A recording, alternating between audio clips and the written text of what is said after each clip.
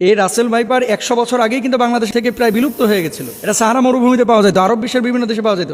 বাংলাদেশে কিভাবে আসলো এই সাপটা? সাপে কামড়াইলে বাংলাদেশে আমরা কিছু ভুল বা কুসংস্কার কাজ করে থাকি। আর কিছু সাপ আছে, আপনি জানেন কিনা, সারা পৃথিবীতে যত ধরনের সাপ আছে 80% সাপ যাদের বিষ নাই, মানুষকে কামড়াইলে মানুষের শারীরিক কোনো ক্ষতি হয় না। এবং সাপের একটা নেচার আছে, কিন্তু আপনি যতক্ষণ পর্যন্ত তারে খোঁচাখুচি না করবেন ততক্ষণ পর্যন্ত কিন্তু কামড়ায় না। খেয়াল করে দেখেন, ধরেন আপনার পাশ দিয়ে চলে যাচ্ছে, আপনাকে প্রথমে কিন্তু ছবল মারে না, এটা সাপের একটা বৈশিষ্ট্য। কিন্তু এই রাসেল ভাইপার বাংলাদেশে যেটা ছড়িয়ে পড়েছে, সাপের ব্যাপারে কিন্তু হাদিস আছে একাধিক। এবং এক্ষেত্রে আব্দুল্লাহ ইবনে ওমর রাদিয়াল্লাহু তাআলা আনহু, তিনি সাপ দেখলেই কিন্তু দৌড়ান দিতেন এবং মারতেন। আপনি বলবেন যে হুজুর কেন তিনি মারতেন? নবীজি সাল্লাল্লাহু আলাইহি ওয়াসাল্লাম এক প্রকার সাপের ব্যাপারে খুব সতর্ক করেছিলেন সাহাবীদেরকে। কোন সাপ? দেখেন, নবীজি সাল্লাল্লাহু আলাইহি ওয়াসাল্লাম সেই সাপের ব্যাপারে, আনা আয়েশা রাদিয়াল্লাহু তাআলা আনহা قالت আমরা রাসূলুল্লাহ সাল্লাল্লাহু আলাইহি ওয়াসাল্লাম বিকতলি জিত্তুফিয়াতাইনে ফাইন্নাহু ইয়ালতামিসুল বাসার ওয়া ইউসিবুল হাবাল। আয়েশা রাদিয়াল্লাহু তাআলা আনহা থেকে বর্ণিত, তিনি বলেন রাসূল আকরাম সাল্লাল্লাহু আলাইহি ওয়াসাল্লাম